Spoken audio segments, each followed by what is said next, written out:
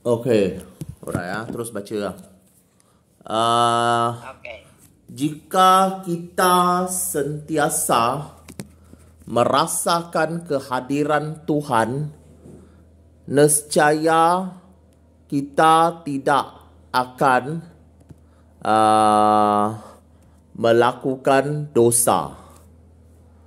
Segala sesuatu yang telah berlaku mesti ada sebab.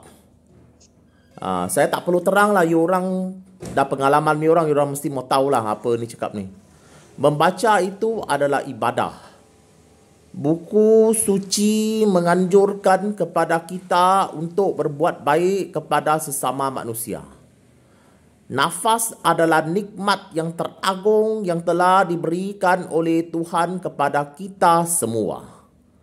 Setiap kebaikan yang kita lakukan walaupun sebesar zarah, Tuhan akan memberikan kita pahala.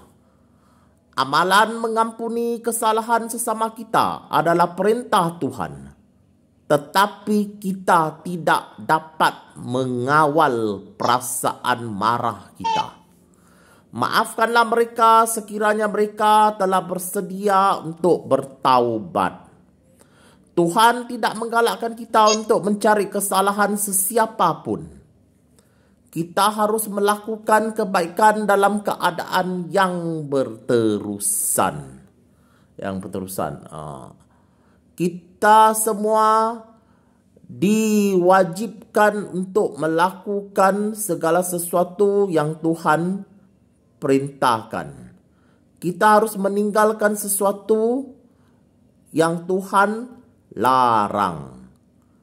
Dosa yang terbesar adalah mempersekutukan Tuhan. Jadi ini tak ada kaitan dengan Trinitas. Kita punya otak kena pakailah, tak boleh makan tahi. Kerana ni dosa ni, okey, jadi saya dah kata, saya punya recording nanti dia pun tak boleh lebih kan. Saya cuma 4 minit 57 saat ya, saya suruh kena stop. Jadi ni kita kena pakai otak. Jadi sekejap saya ni mau betulkan saya punya spelling ni lah. Tadi yang tu berterusan tu, dia di huruf A sudah tertinggal. A.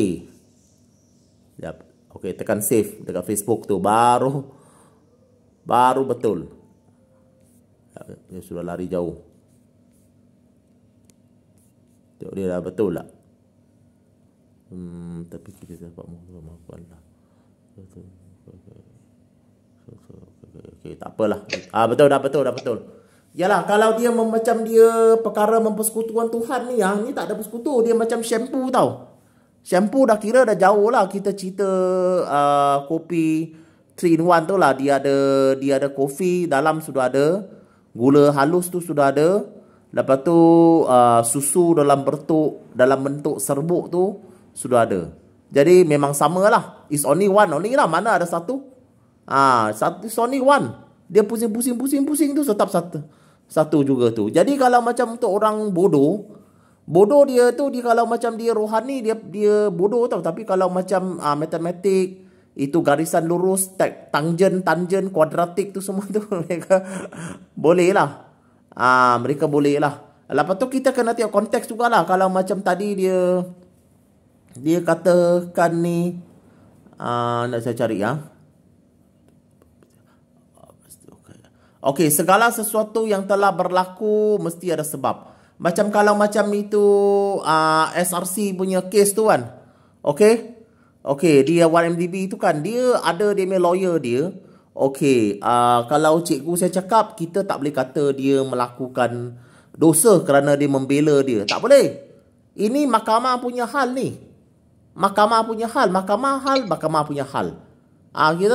Kita tak boleh sangkaan buruk. Sangkaan buruk. Apa-apa pun nanti besok-besok kan kita last kan, kita bila hari kebangkitan kan, kita tahulah macam mana tu lah.